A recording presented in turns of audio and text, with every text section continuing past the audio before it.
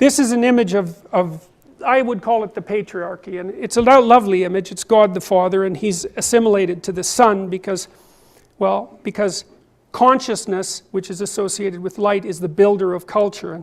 And he rules over the walled city, and so he's the centering idea, you might say, that unites a culture. That's another way of looking at it. And he's got two hands.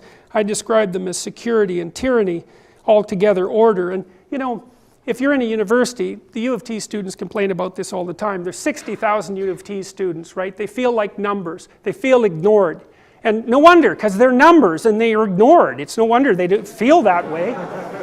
You know, and there's huge classes of 1,200 people and they get lost and they think, God, that's a pretty evil structure and uncaring. It's like, yeah, that's exactly right. But by the same token, you know, you get to purchase 4 years of intellectual freedom, and you have all these people who could at least in principle teach you something, and you get an identity out of the deal, and if you have half a bit of sense, you're in the library trying to read great things, and maybe you're not quite as dopey and useless when you come out as you were when you went in. And so it takes with one hand and gives with the other, and you got to understand that about your position in relationship to society. It crushes you and molds you at the same time. It limits you and furthers your capability at the same time. And it's up to you to determine how to establish a harmonious and productive relationship with that, because that's one of the fundamental demands of life. And that sort of splits into these two things. Whoop. That's the king who devours his son. I love that picture.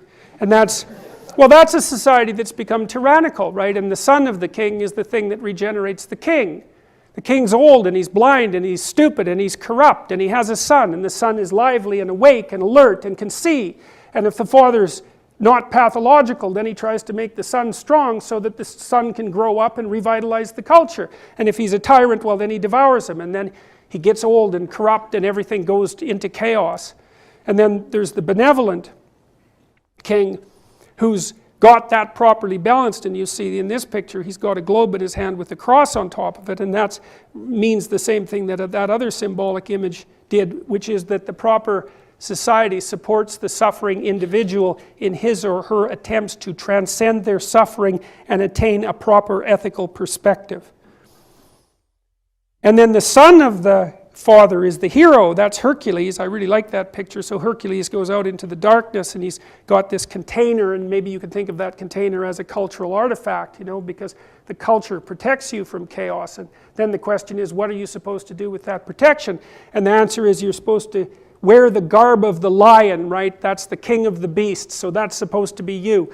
And you're supposed to go out there into the darkness with your bloody eyes open so you can discover what's in the darkness and share it with everyone else. And he's got a club there in his hands, and the club is covered with eyes. Those are eyes, not barbs. And what that means is that you should bloody well pay attention, and that, well, the other element of that that's not expressed in that image is that you should also speak carefully. Pay attention and speak carefully. And then you're the proper son of the proper father, and you can keep things functioning. And that makes you into this, right? So the city is always threatened. It's always corrupt and threatened. And there's always something outside that's going to take it down. Always. And that's what's represented by the dragon. That little twist in its tail is something that represents infinity. And the courageous individual goes out of the damaged city to confront the dragon of chaos and to gain something valuable as a consequence. And that's what human beings are supposed to do. That's our destiny, that's our soul, that's a better way of thinking about it. And some of that terrible dragon is just the catastrophe and suffering of life and our continual attempts to transcend it, but a tremendous amount of it is also the malevolence and the evil that exists in our own hearts and in society, and perhaps to some degree even in the world itself. You're supposed to wake up and strengthen yourself and stand up properly and fortify yourself, so that you're a light that can shine in the darkness, and that's something that can withstand malevolence and tragedy. And what's your alternative? You're going to let life crush you and make you weak and make you resentful and bitter and then murderous? You'll take out your rage on everyone you can, and it'll only be limited by your capacity to obtain power. That's not a good thing. And so it's this way or a way that leads directly to hell, and we've certainly seen that plenty of times in the last 100 years, and you'd think we might have learned our lesson.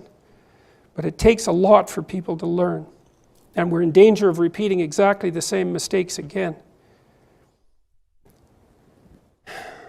So, you know, it's one thing to complain about the political polarization, and it's another thing to point fingers at the postmodernists and the neo-Marxists, even though they roundly deserve it in my estimation.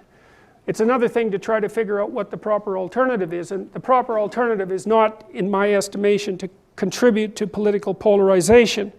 It's not good, and it's not that the radical right is the solution to the radical left. It's just another catastrophe. And the only solution that I've been able to figure out, and this is as a consequence of much reading and much thinking, is that it's up to the individuals in our society to sort themselves out and to strengthen themselves and to become wise and alert and to shoulder the responsibility of being and the demand, the ethical demand to push back malevolence in their own hearts and in their society.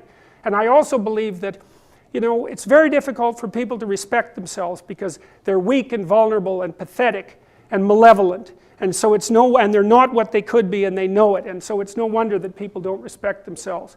And some of that's nature, and some of that's culture, and some of it's individual weakness.